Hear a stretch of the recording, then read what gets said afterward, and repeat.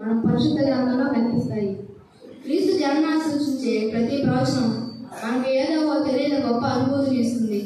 మన ఎడల దేవాది దేవుడుకున్న ప్రేమ, బాధ్యత, కనికరం ఆ లేఖనాల్లో మనం గమనించవచ్చు.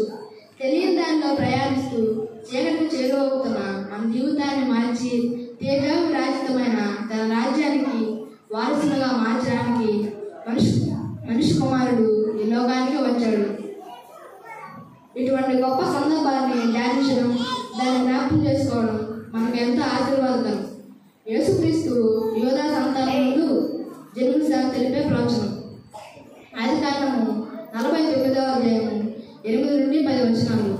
యోధా, నీ సహోదరులు నీ స్తుతించారు, నీ చెయ్యి నీ శత్రువుల మెడ మీద ఉండు, నీ తండ్రి కుమారుడు ఎదుట సాగిలపడదు.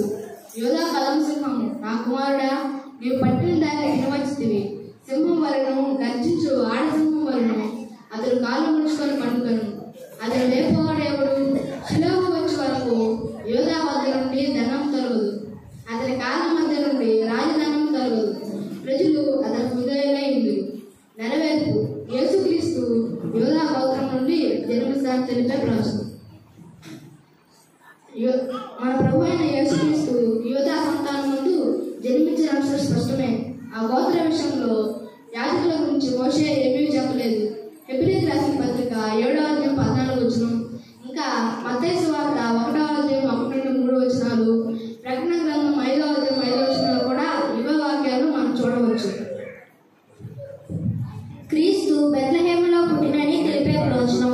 మీకా గ్రంథము 5వ అధ్యాయం 2వ వచనం, బెత్లెహేమా ఎఫ్రాతా, యూదావారి కుటుంబంలో నీవు స్వల్ప గ్రామమైనను నా కొరకు ఇశ్రాయేలు నేర్పవాడు మీలో నుండి వచ్చెను.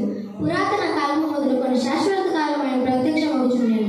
నెరవేర్పు మత్తయి సువార్త 2వ అధ్యాయం 1వ వచనం, రాజు అయిన హెరోదు యందు యూదాయ దేశపు బెత్లెహేములో యేసు పుట్టిన పిమ్మట ఇదిగో తూర్పు దేశపు జ్ఞానులు యెరూషలేమునకు వచ్చెను. యేసు దావీదు వారసునిగా జన్మించాడని తెలిపే ప్రవచనం. యెషయా గ్రంథము 9వ అధ్యాయం 6వ వచనం, ఏలయనగా మనకు కుమారుడు, మన శిశువు పుట్టెను, మన కుమారుడు అనుగ్రహింపబడెను, ఆయన భుజము మీద రాజ్యభారం ఉండెను. ఆశ్చర్యకరుడు, ఆలోచనకర్త, బలవంతుడైన దేవుడు, నిత్యుడగు తండ్రి, సమాధానకర్త గతిపతి అని అతనికి పేరు పెట్టబడెను. నెరవేర్పు మత్తయి సువార్త 1వ అధ్యాయం 1వ వచనం, అబ్రహాము కుమారుడకు దావీదు కుమారుడైన యేసుక్రీస్తు వంశావళి. యాకోబులో నక్షత్రం ఉదయించి గురించి తెలిపే ప్రవచనం. సంఖ్యాకాండం 17వ అధ్యాయం 24వ అధ్యాయం 17వ వచనం నుంచి 19 వచనాలు. అదేమనగా, ఆయన చూచుచున్నాను కానీ ప్రస్తుతం ఉన్నట్టు కాదు, ఆయన చూచుచున్నాను కానీ సమీపంలో ఉన్నట్టు కాదు. నక్షత్రము యాకోబులో ఉదయించును, రాజదండము ఇశ్రాయేలు నుంచి లేపబడును. యోధామును షెంషామును ఇశ్రాయేలులకు శత్రువులుగా వారు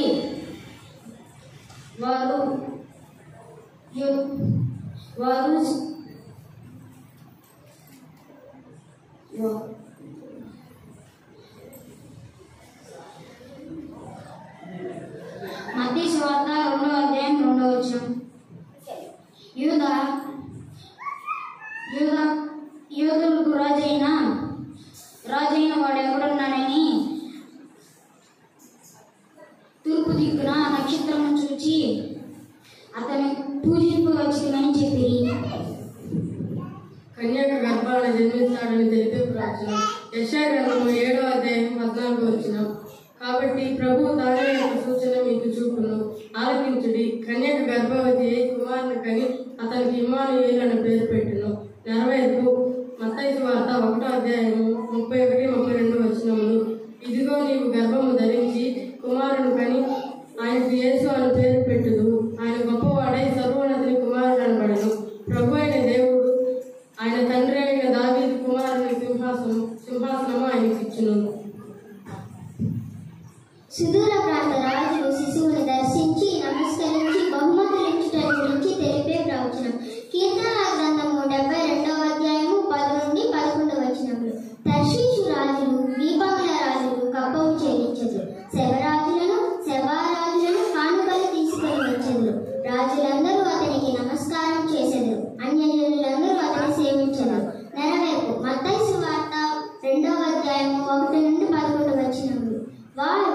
నక్షత్రమును చూచి అత్యానందభరితులై ఇంటిలోనికి వచ్చి తల్లి అయిన మరియను ఆ శిశువుని చూచి సాగిల